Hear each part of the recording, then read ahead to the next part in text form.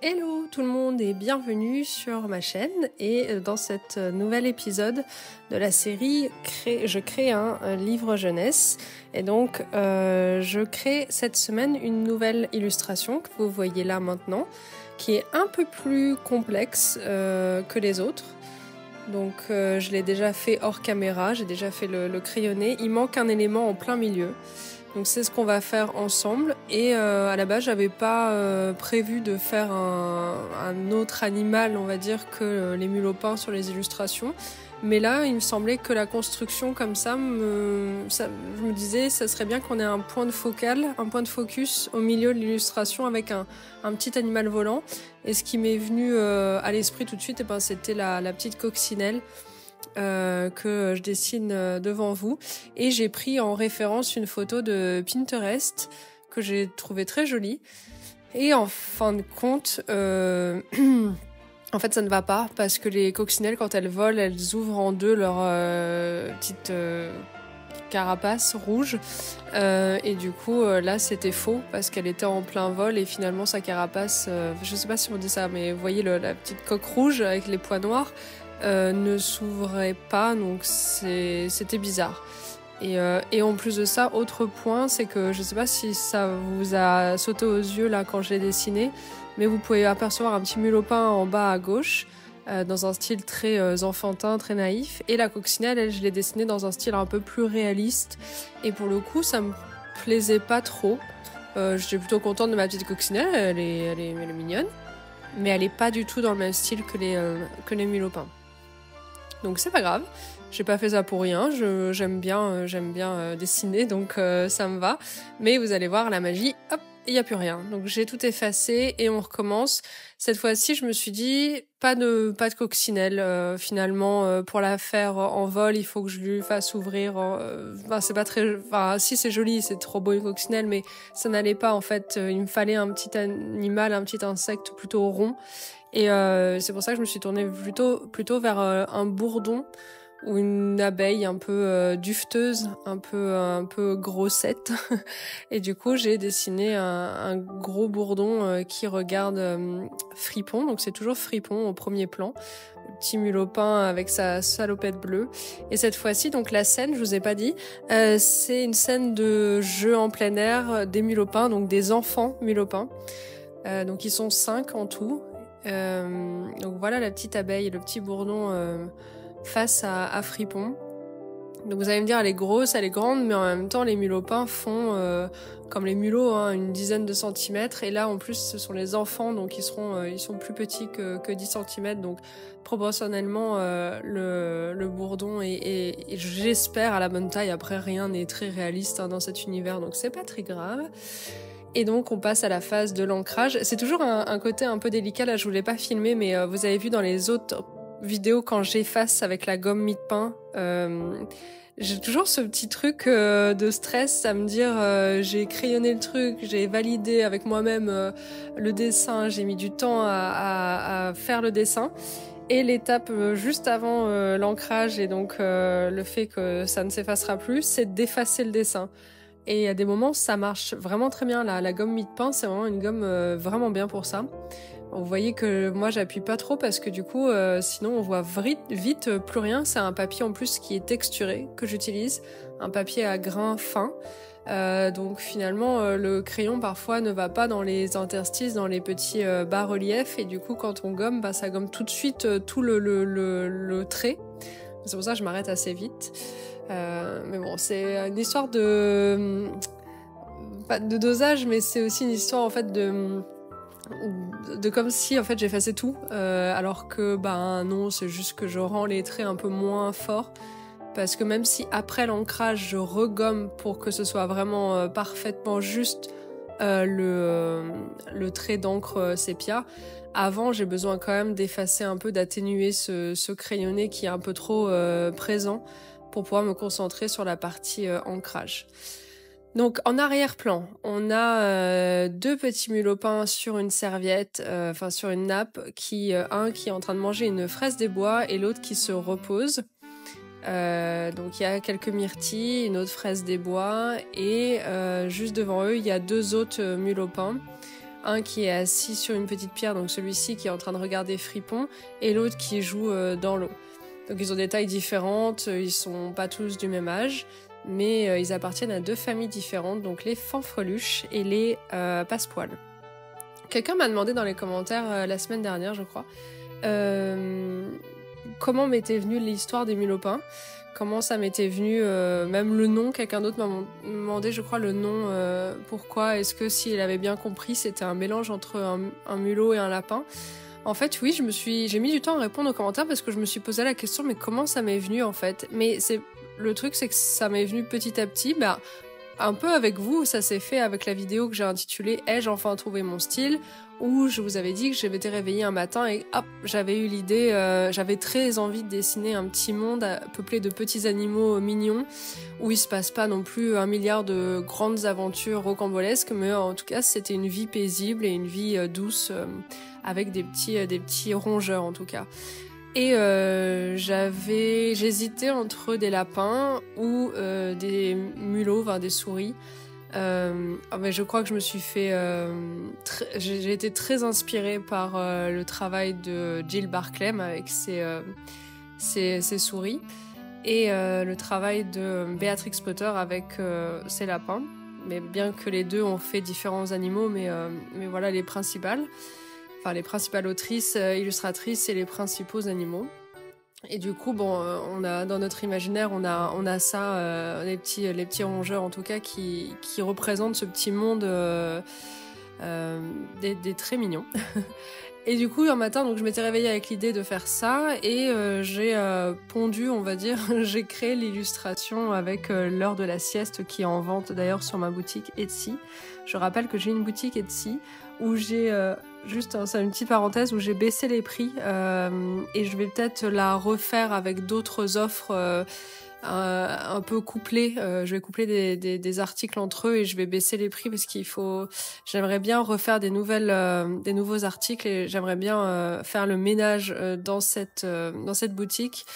Proposer des nouveautés, mais là j'ai encore trop d'articles qui me restent, donc n'hésitez pas à aller faire un tour sur ma boutique Etsy.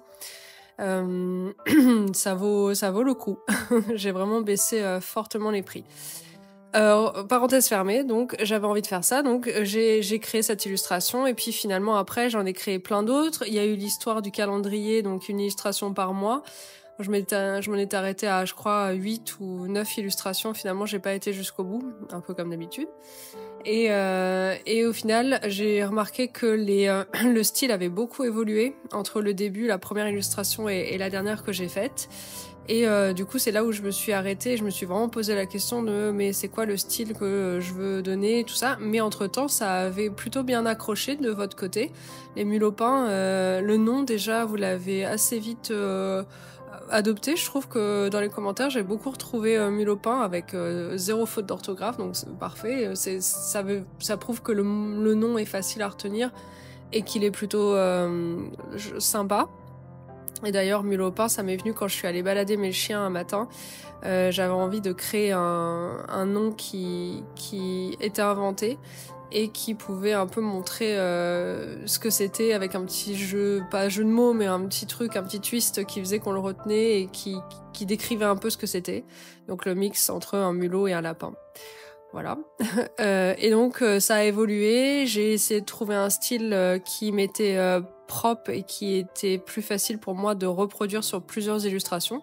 Parce que c'est toujours un peu le challenge quand on fait un livre de durer d'avoir le même style toujours de A à Z pour la cohérence visuelle. Et donc après avoir fait une petite pause avec ces mules au pain, je me suis dit mais j'ai très envie d'écrire un livre et de le dessiner, donc il faudrait que je crée une petite histoire. Et finalement les mules au pain sont arrivées, surtout aussi parce que j'ai eu le déclic de me dire que j'aimerais bien que les mules au pain non pas vivent dans une maison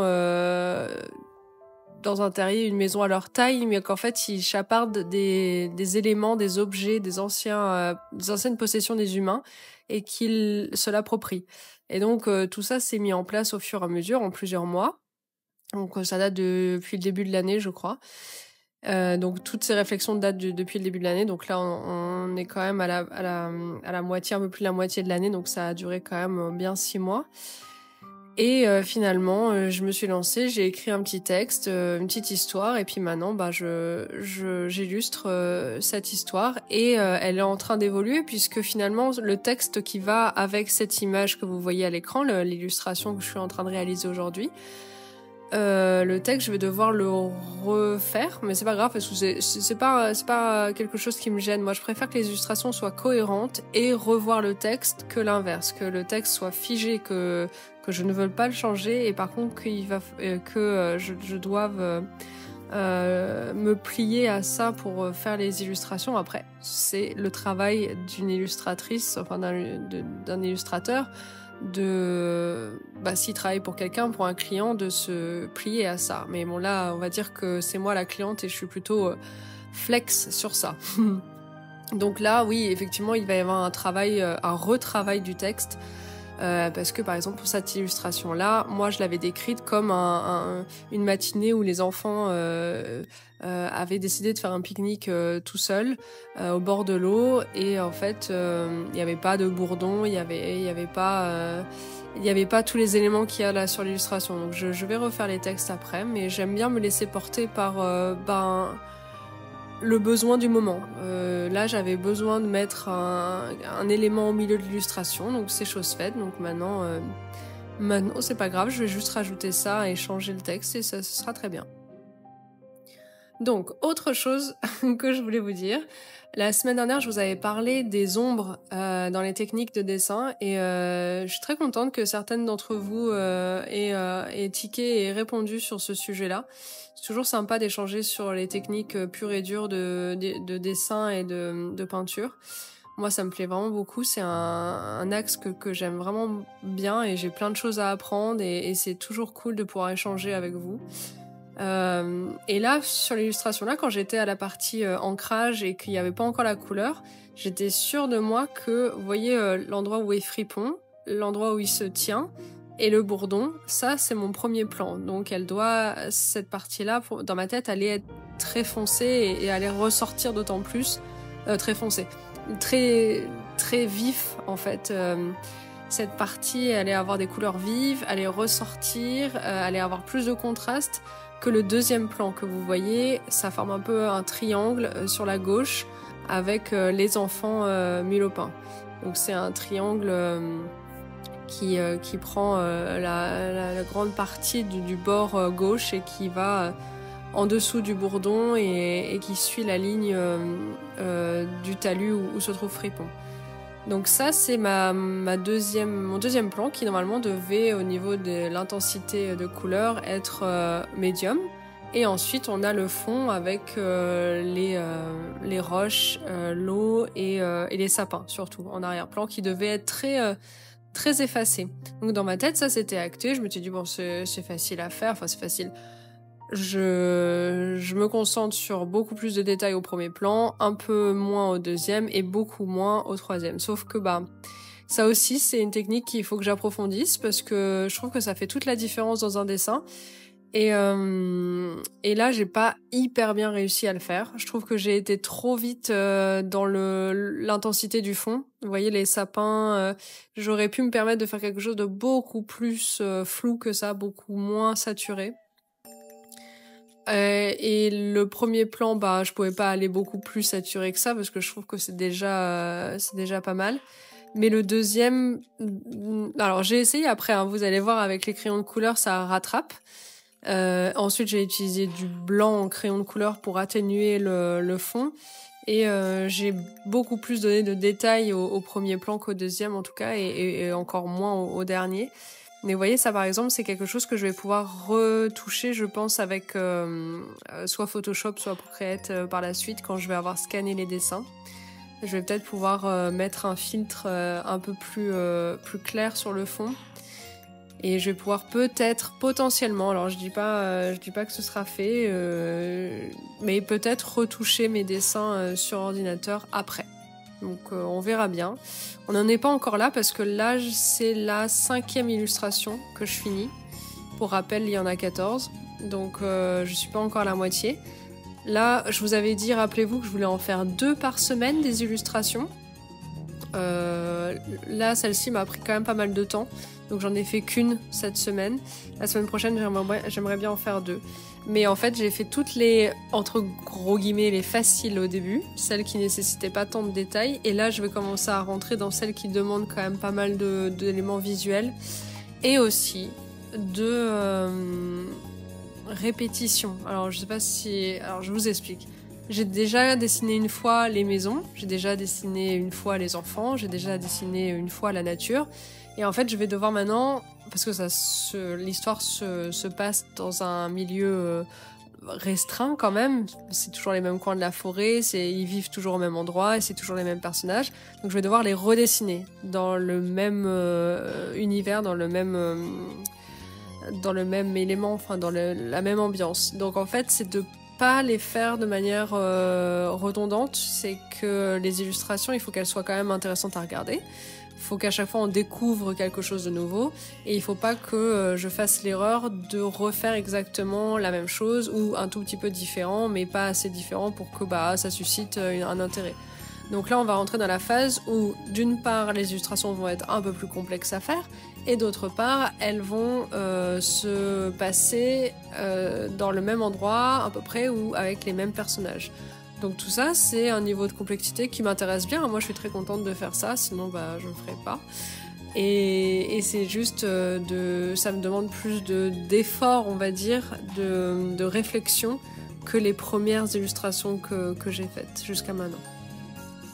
Donc là, on est passé à la phase crayon de couleur, que j'aime vraiment bien. S'il y a un truc que je comprends maintenant, que ça a mis en... Ah là là, mince, j'ai plus les mots, dis donc. On est dimanche, je n'ai plus rien. Mais on va dire que s'il y a quelque chose que j'ai appris avec ce process-là pour l'instant, on n'en est pas arrivé à la fin, mais en tout cas, j'en suis quasi certaine à ce moment-là, c'est que la technique que j'aime vraiment bien, c'est de faire l'ancrage au stylo plume sépia, de faire la première couche à l'aquarelle et ensuite de repasser au crayon de couleur. Ça, franchement, je pense que ça peut être pas ma marque de fabrique, mais un style qui me va particulièrement.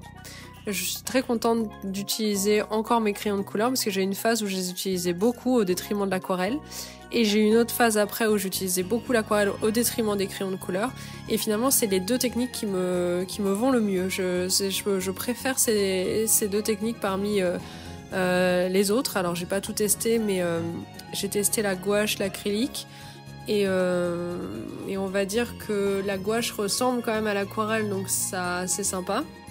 Mais c'est pas encore le même traitement, ça réagit pas de la même façon, mais l'acrylique, c'est pas pour moi, j'arrive pas trop à gérer, mais je trouve ça très joli, c'est comme la peinture à l'huile, je trouve ça très joli, mais j'arrive pas vraiment, enfin ça me fait pas le même effet quand j'utilise que l'aquarelle. Et après tout ce qui est pastel sec, pastel gras, feutre, marqueur, je laisse ça à d'autres qui sont beaucoup plus doués que moi sur ça. Moi l'aquarelle, je trouve que ça pardonne plus facilement quand on est débutant. C'est en fait un médium qui est assez spécial parce que c'est aussi dur d'y arriver qu'aussi facile de se lancer.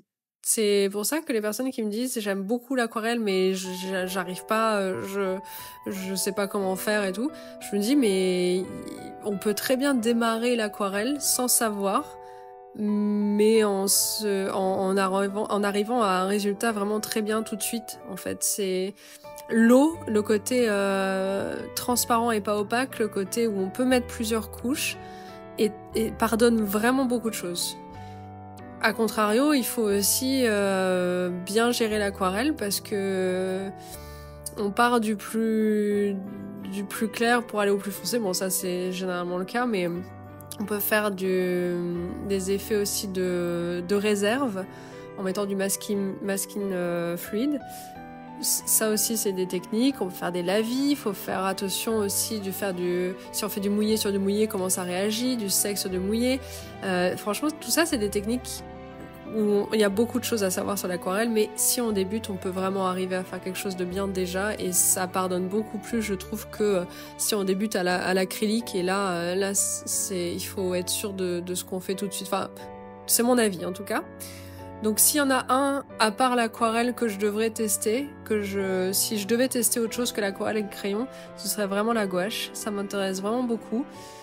D'une part parce que beaucoup de dessins animés, notamment Disney, ont été réalisés à la gouache, les anciens, et je trouve que rien que ça, c'est incroyable, c'est fascinant.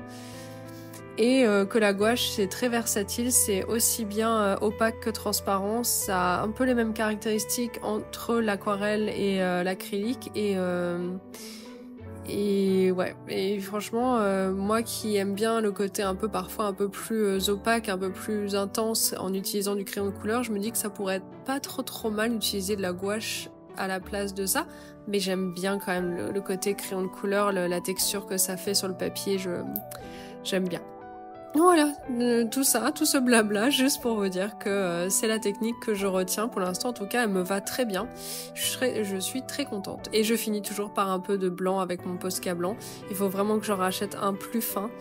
Là, c'est vraiment, j'ai 3 ou 4 tailles différentes de Posca blanc. Mais j'ai pas de pointe très fine. Et parfois, ça me manque un peu pour faire les tout petits détails blancs. Ce que j'aime bien faire aussi depuis peu, c'est d'entourer les personnages, en tout cas les personnages ou les choses, les éléments que j'ai envie de faire ressortir du fond. Je mets un contour blanc pour vraiment les différencier d'avec le fond. Et je trouve que ça apporte un petit plus à l'illustration. Donc voilà, j'espère que ça vous aura plu, l'illustration de cette semaine, un peu plus dense, mais j'aime bien, comparé aux autres, je vous montre en tout cas 2 autres illustrations qui sont un peu sur le même principe, on va dire, de mulot peint et de paysage. Je trouve que c'est pas mal cohérent. Dites-moi ce que vous en pensez, et puis nous on se retrouve la semaine prochaine. Portez-vous bien, ciao.